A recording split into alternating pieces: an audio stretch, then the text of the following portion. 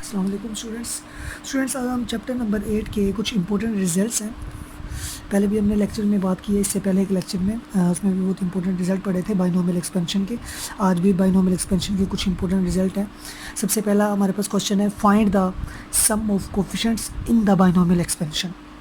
तो सबसे पहले बाइनोमियल एक्सपेंशन लिखते हैं, a plus b power n is equal to nc0 plus nc1 plus nc2 plus up to so on ncn।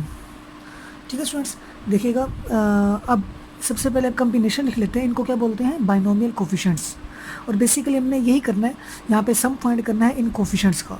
ठीक है स्टूडेंट्स, तो nc0 a की पावर n से स्टार्ट होगी और कम होती जाएगी an-2 और कहाँ तक जाएगी? 0 तक। इसी तरह b की पावर 0 से स्टार्ट होगी, बढ़ती जाएगी और कहाँ तक जाएगी?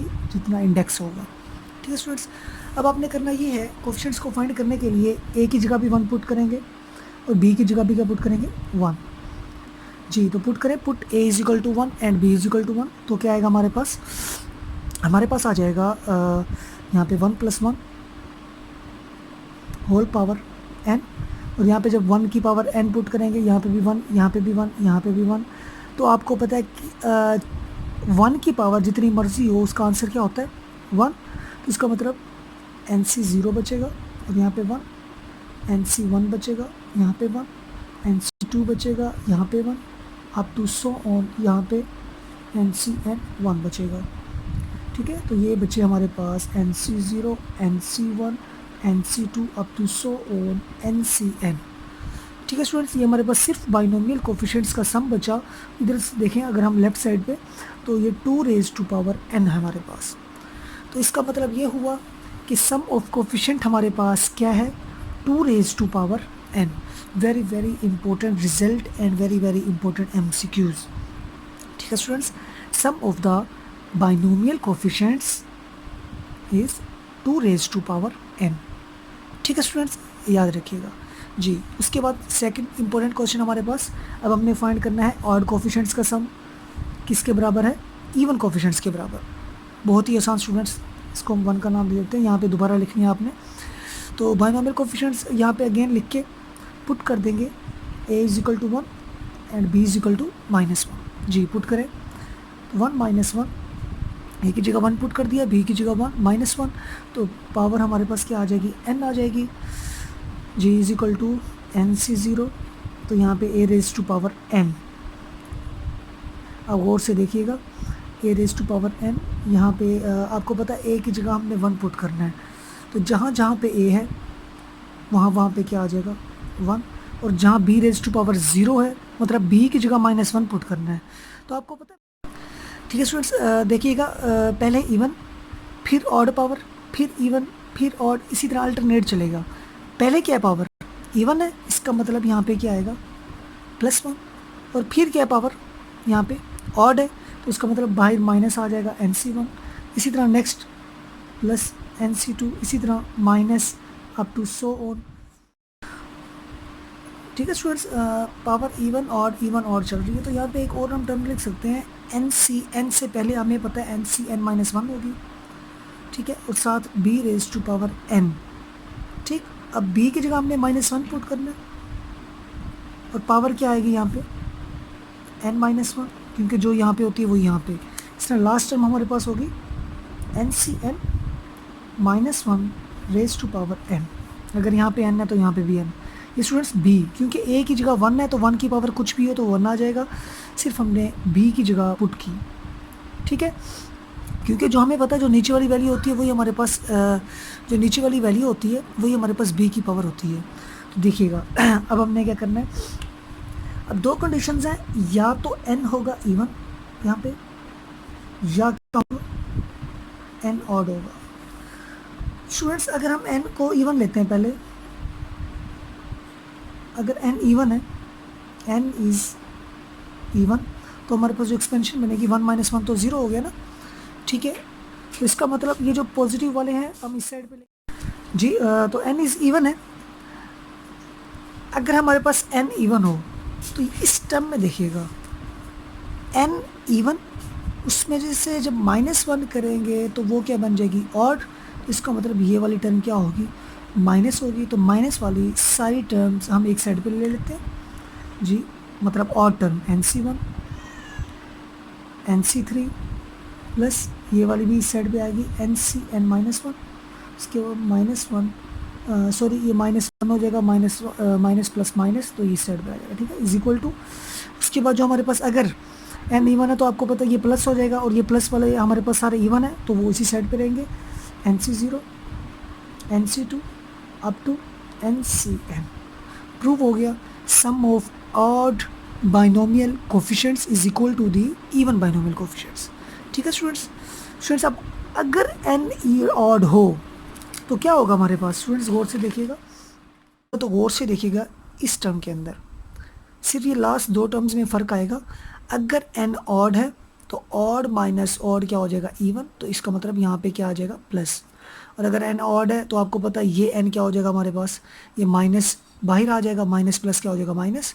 तो इसका मतलब ऑड के साथ ये वाली जो टर्म है हमारे पास, ये ऑड, और भी NC3 उनके साथ भी माइनस होगा, NC5 उनके साथ भी माइनस होगा, और इसके साथ भी क्या है, माइनस। तो ये इस दफ़ा इस साइड पे आ जाएगी, ठीक है।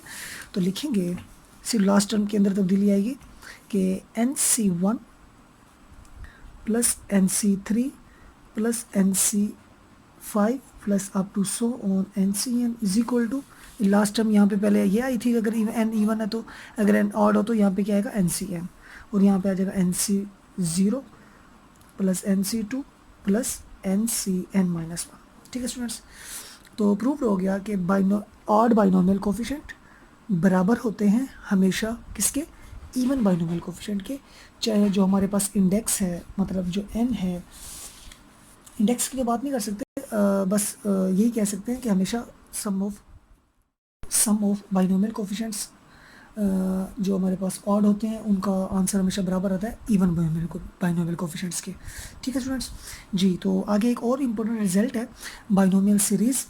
तो पढ़ते हैं बाइनोमियल सीरीज़ और बाइनोमियल थ्योरम में क्या फ़र्क है। जी स्टूडेंट्स देखिएगा, binomial series when the index is integer, कौन सा इंटीजर, नेगेटिव इंटीजर। ठीक है, जब हमारे पास इंडेक्स क्या हो, नेगेटिव इंटीजर हो, ठीक, उसके बाद या हम लिख सकते हैं इसे n नेगेटिव या n फ्रैक्शन हो। दोबारा सुन लें, इंडेक्स जब नेगेटिव इंटीजर हो। जी देखिएगा स्टूडेंट्स, अब हम बात करते हैं इंडेक्स अगर नेगेटिव आ जाए, नेगेटिव इंटीजर आ जाए या फ्रैक्शन आ जाए तो हमारे पास क्या होगा।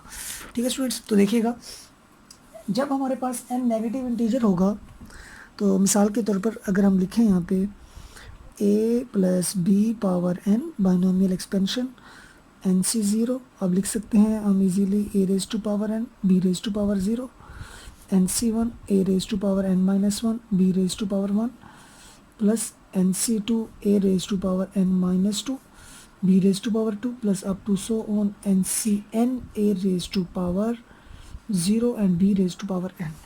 ठीक है स्टूडेंट्स, इसमें जो n होता है ये इंडेक्स होता है, और यहाँ पे हम बात कर रहे हैं अगर इंडेक्स नेगेटिव आ जाए या फ्रैक्शन आ जाए तो हमारे पास क्या होगा।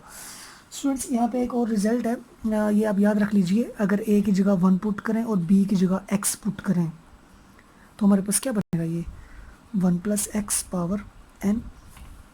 जो इसका आंसर आएगा मैं वो डायरेक्ट लिख रहा हूँ यहाँ पे, वो हमारे पास है 1 plus n x plus n into n-1 over 2 factorial x square, n into n-1 n-2 over 3 factorial x cube plus up to so on infinity। ठीक है, यहाँ पे क्या हमारे पास इन्फिनिट टर्म्स हैं, 1 plus x raise to power n। ये जो हमने सीरीज़ लिखी है इस सीरीज़ को क्या बोलते हैं, बाइनोमियल सीरीज़। क्या बोलते हैं, बाइनोमियल सीरीज़। ठीक है, और ये उस वक्त होती है हमारे पास, ये उस वक्त सेटिस्फाई करती है अगर हमारे पास जो x मॉड है वो क्या है, लेस देन 1।